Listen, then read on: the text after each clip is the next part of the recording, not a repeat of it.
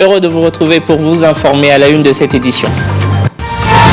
Le directeur chef de service de la DINACOP séjourne à Idiofa sur place. Boniface Mbaka s'est imprégné de la tenue des activités scolaires et de la poursuite de l'opération du nettoyage du fichier paye des enseignants. Rentrée académique dans les universités congolaises. Le go a été donné par la ministre de l'ESU, Marie-Thérèse Sombo, qui a dressé un bilan positif de l'implémentation du système LMD en RDC. Dans ce journal, nous irons à l'ISTEM Bunia pour revivre la première journée des cours. Et puis 48 heures après l'opération de circulation alternée des bandes à sens unique pour fluidifier le trafic routier, l'heure est à l'évaluation. Le VPM des transports Jean-Pierre Bemba a réuni toutes les parties prenantes pour s'imprégner de l'impact de cette mesure à Kinshasa. Nous parlerons aussi de la lutte contre la Mpox en RDC. Le ministre de la Santé publique a dressé un bilan de la riposte 43 semaines après avec les partenaires techniques et financiers. À ce jour, la situation épidémiologique révèle que 38 185 cas suspects ont été recensés, dont 8 600 essais confirmés et 1049 décès enregistrés.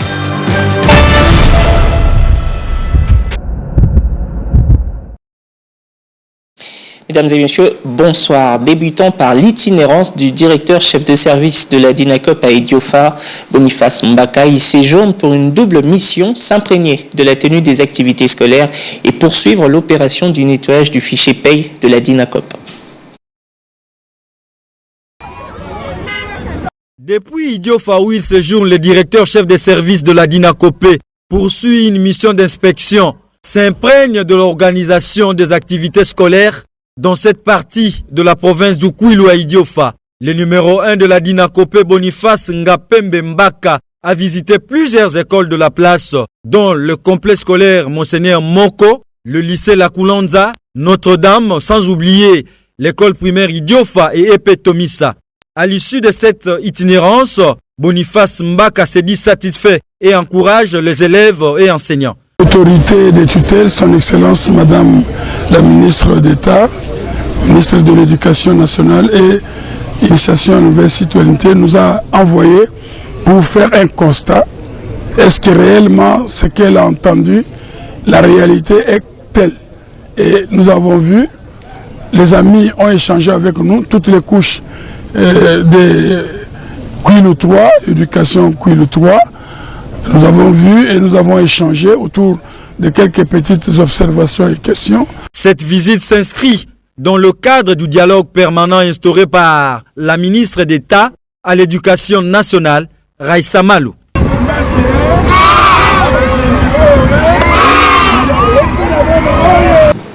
Et puis, bonne nouvelle pour les élèves de l'Institut technique et professionnel Patio 1. Les bleus blancs de cette école ont été équipés en matériaux auto et de mécanique générale. Ces équipements permettront d'améliorer la qualité de l'enseignement et les conditions d'apprentissage. Une initiative rendue possible grâce à la formation accélérée initiée par cet établissement scolaire et la compagnie Kin Motors TVS. C'est en vue de marier la théorie à la pratique que bon nombre d'élèves de la 2e et 4e mécanique auto ainsi que ceux de la 3e et 4e année mécanique générale ont participé à une session de formation organisée à l'ITP Patio 1 en synergie avec la compagnie Kin Motors TVS afin d'approfondir leurs connaissances au milieu scolaire. Une initiative qui tombe à point nommé. Aujourd'hui, il était question du lancement officiel de la formation en mécanique, accélérée en mécanique. Comme il est de coutume dans notre école, former de mécaniciens compétents. Parce que nous avons remarqué qu'actuellement, nous n'avons que de mécaniciens des noms, de bombes à retardement, remplis de chômeurs. Alors, ITPP veut assez que nos enfants soient des ingénieurs compétents, bien formés et que demain eux-mêmes puissent prendre leur destin en main. Une formation accélérée comme le suggère ce marketeur. Effectivement, nous sommes venus à l'ITP Patio pour compléter la formation reçue par les élèves pour les rendre utiles. Là, nous complétons par une formation professionnelle, c'est-à-dire une formation pratique qu'ils peuvent aussi pratiquer à la cité et puis gagner de l'argent. C'est la première fois de voir une formation des automobilistes ici, chez nous à l'école. Avant, on étudiait le moteur seulement, on attendait parler du moteur, mais sans pour autant le voir. Mais aujourd'hui, maintenant, là, on nous a amené ça ici et on nous montre des organes qui constituent le moteur et d'autres choses aussi. Ces genres d'initiatives au sein d'établissements scolaires sont à encourager, estime le responsable de l'ITP PASSO 1. Aux autres, d'emboîter les pas. Appelez les élèves. Dans l'actualité également, les étudiants congolais ont repris le chemin de leurs auditoires depuis ce lundi. Le go de cette rentrée académique 2024-2025 a été donné par la ministre de l'Enseignement supérieur et universitaire. Dans son allocution, Marie-Thérèse Sombo a dressé un bilan positif de l'implémentation du système LMD en RDC. Parlons cette fois-là de l'application des résolutions issues de la dernière commission paritaire de l'ESU tenue à Bibois. La ministre Marie-Thérèse Sombo a souligné que tous les problèmes soulevés seront prises en charge d'urgence. Et dans le même registre, direction la province de l'Ituri, la reprise des activités académiques est effective à l'Institut supérieur des techniques médicales de Niakoundé à Bunia. Une nouvelle année académique 2024-2025 qui sera marquée par l'excellence et la rigueur, à en croire le secrétaire général de l'ISTEM Niakoundé, correspondance de Joseph Kandolé. Ils sont très errés, venus dans les 5 territoires qui composent la province de l'Ituri, manifestant l'euphorique de retrouver un environnement sacré. Il s'agit de nouveaux étudiants inscrits pour l'année académique 2024-2025 à l'ISTEM Niakoundé, ville de Bunia. Conformément au calendrier académique, le 28 octobre 2024, une date prévue pour l'ouverture officielle. Quelques nouveaux étudiants inscrits et les anciens pour la confirmation de place n'ont pas caché leur ravissement pour la meilleure qualité d'enseignement facilité par l'ISTEM Niakoundé à Bunia. Je suis l'un des territoires de Mahagi, je viens de l'Institut Jouni de Wala. Principalement, je suis venu ici, c'était mon ambition. J'ai jugé beau.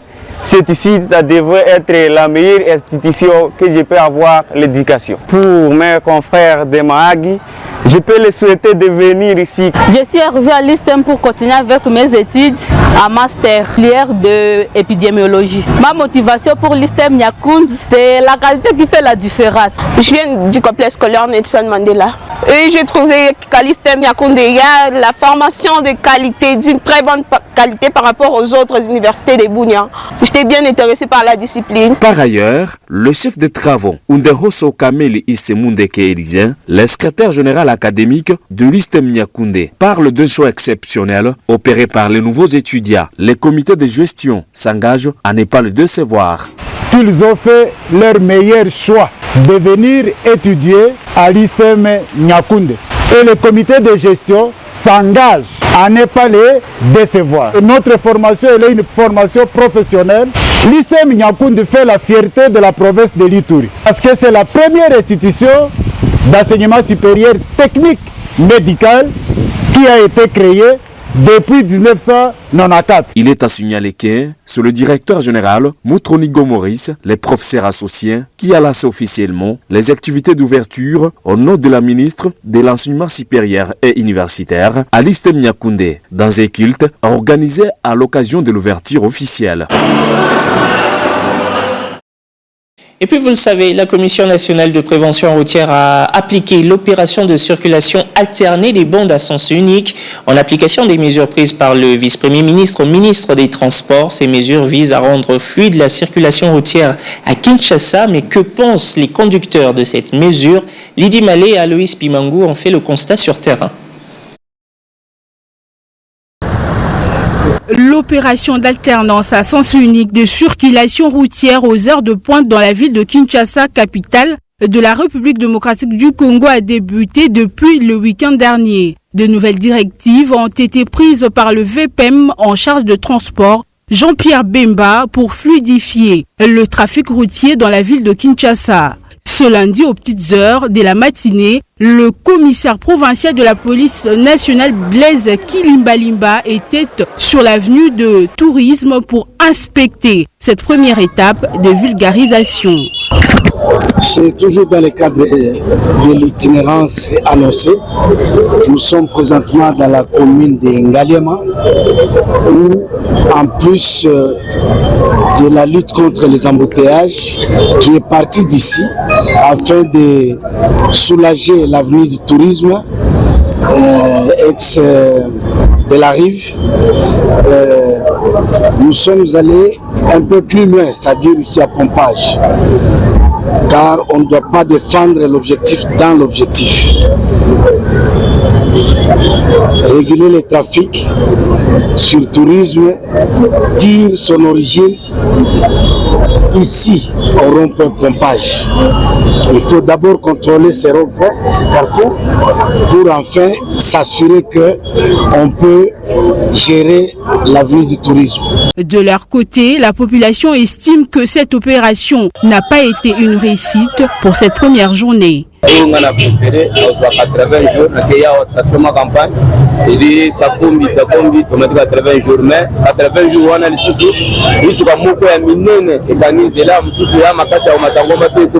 Malgré ces ressentis mitigés, les autorités invitent les Kinois à faire preuve de bienveillance et à s'adapter aux nouvelles dispositions. Et juste après ce constat sur les artères de Kinshasa avec le commissaire de la police nationale congolaise Blaise Kilimbalimba, le VPM en charge des transports Jean-Pierre Bemba a tenu une séance de travail avec toutes les parties prenantes. Objectif, évaluer l'impact de la circulation, alterner les bandes à sens unique 48 heures après son application. Regardez. 48 heures après que l'opération d'alternance à sens unique de circulation routière aux heures de pointe a été lancée, ce lundi, une réunion interministérielle sur l'évolution des effets du dispositif à titre expérimental et de simulation mise en œuvre pour décongestionner le trafic routier de la ville-province de Kinshasa a eu lieu avec le VPM des transports Jean-Pierre Bemba, le ministre des Infrastructures Alexis Guizarro, le commissaire provincial de la police nationale Blaise Kilimbalimba et le gouverneur de la ville-province de Kinshasa Daniel Bomba. Après cette simulation, une enquête a été réalisée auprès des automobilistes. Les aménagements ont été accueillis favorablement par les usagers, à en croire les déclarations de Bob Amisso, ministre provincial des Transports. Aujourd'hui, vous avez constaté que nous avons constaté qu'il y avait quelques poches qui posaient problème. Dès que tout sera mis en place, nous allons finalement lancer l'opération avec les bandes alternées, avec le sens unique. Donc voilà ce que nous allons faire. Nous avons pris des mesures, les gens de KinOS vont voir toutes les mesures que nous avons prises dès demain et nous vous annonçons que à partir de jeudi, Kingabo à partir des Baramoto de 5h à 10h sera à sens unique, de 15h à 21h en allant de la gare centrale jusqu'au Baramoto aussi sera à sens unique. Pour le directeur technique de la Commission nationale de prévention routière, les nouveaux ajustements sont nécessaires pour optimiser la fluidité de la circulation. Nous disons maintenant que c'est la population congolaise qui est en train de nous dire qu'il faudra continuer avec. Et je pense que ce n'est pas un travail qui doit prendre un jour ou deux jours, mais nous disons que petit à petit nous allons avancer jusqu'à ce que nous allons trouver des grandes solutions pour la population. Le dispositif expérimental est reconduit ce mardi 29 octobre et se poursuivra aussi nécessaire que possible jusqu'à ce qu'une solution satisfaisante et concluante soit trouvée. Et puis lutte contre la Mpox en RDC, le ministre de la Santé publique, Hygiène et Prévoyance sociale s'est entretenu avec les partenaires techniques et financiers pour cette 43e semaine de riposte. Roger Kamba a présenté le bilan complet de la situation épidémiologique, notant qu'à ce jour, 38 185 cas suspects ont été recensés, dont 8 607 confirmés et 1049 décès enregistrés. Après 43 semaines, le point de situation sur la Mpox révèle que le taux de complétude des rapports journaliers par province s'établit à 63,1% avec 82 rapports soumis sur les 130 attendus. 603 cas suspects ont été détectés en baisse par rapport aux 688 signalés lors de la 42e semaine. Parmi ceux-ci, 22 cas ont été confirmés, dont 20 dans la province du Nord Kivu.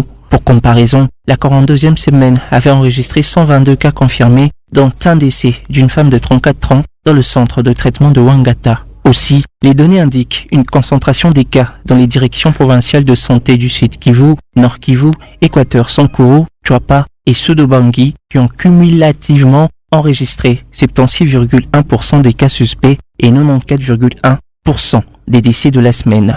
De la première semaine à la 43e semaine, le ministère de la Santé enregistre un total de 38 185 cas, dont 8 607 ont été confirmés, entraînant 1049 décès liés à la Mpox. Le taux de létalité parmi les cas confirmés s'élève à 0,51%. Parti à une tendance à la baisse de la notification hebdomadaire et aussi une tendance à la baisse de la létalité pour l'ensemble du pays, avec bien sûr des disparités par province. Nous avons aussi, comme point saillant toujours, effectué les descentes sur terrain en cascade, des équipes d'intervention rapide par niveau, pour aller appuyer les actions au niveau local, au niveau des zones de santé. Par ailleurs, il est important de souligner la fin de la campagne de vaccination dans 3 des 6 provinces. La vaccination se poursuit en urgence dans certaines zones de santé à Kinshasa, notamment dans les prisons et à Pakajuma. À ce jour, 47 547 personnes ont été vaccinées, ce qui représente 103,5% de l'objectif fixé. Et puis en prélude de la table ronde sur la paix et le développement des provinces du Kwilu, Kwango, Maindombe, Kinshasa et Congo central qui se tiendra au mois de décembre 2024, la population de Mbanza-Ngungu a été sensibilisée sur la tenue et les enjeux de ce forum national, une campagne organisée par la Nouvelle Vision Grand Léopoldville. La recherche de la paix et le développement dans l'espace Grand Léopoldville dans les provinces du Grand-Bandundu, Kinshasa et Congo central autour d'une table ronde reste au cœur de l'association sans but lucratif Nouvelle Vision Grand Léopoldville qui dirige son président national Faustin Bimich Akinkofi. Cela se justifie par une journée de sensibilisation afin d'informer les communautés autochtones les biens fondés de ces échanges pour qu'elles s'imprègnent de cela. Faustin Bimich Akinkofi. La solution de la paix et du développement de notre pays viendront de l'espace Léopoldville, précisément en Mbanza-Ngungu. À ce jour, Papa Simon Kimbangu reste la seule voie inévitable pour le décollage du Congo et de l'Afrique.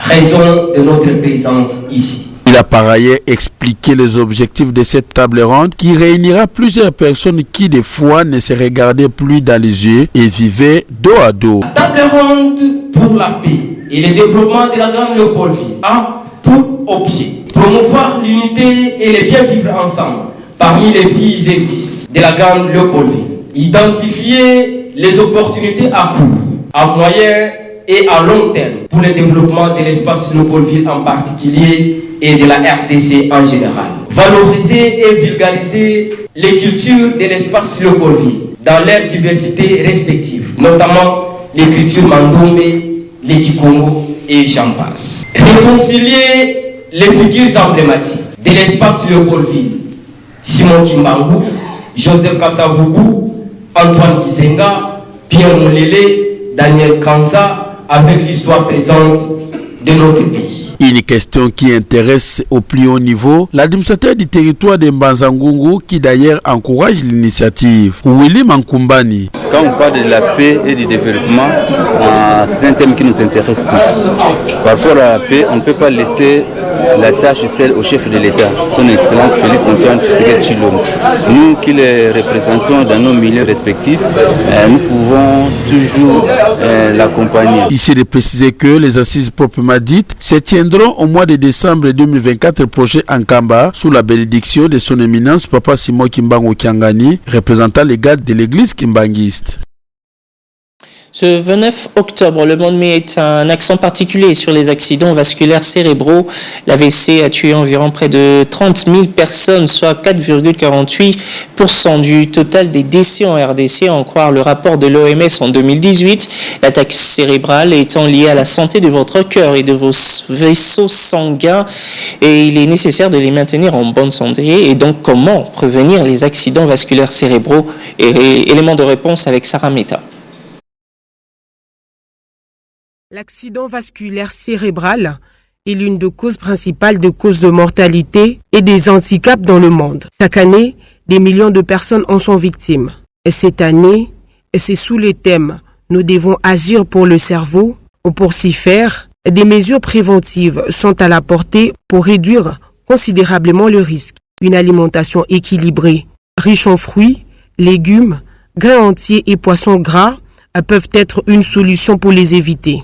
Les experts en santé recommandent de limiter la consommation du sel, des sucres et des graisses saturées. La pratique d'une activité physique régulière peut jouer un rôle crucial dans la prévention des AVC. Les recommandations actuelles suggèrent au moins 150 minutes d'activité modérée par semaine. Notamment, la marche, la natation ou le vélo sont d'excellentes options. Surtout, ne pas oublier de faire le contrôle de la pression artérielle et adopter des traitements si nécessaire. Il faut également éviter le tabac et l'alcool et surtout savoir gérer les stress. Pour prévenir un AVC, il faut un engagement envers un mode de vie sain.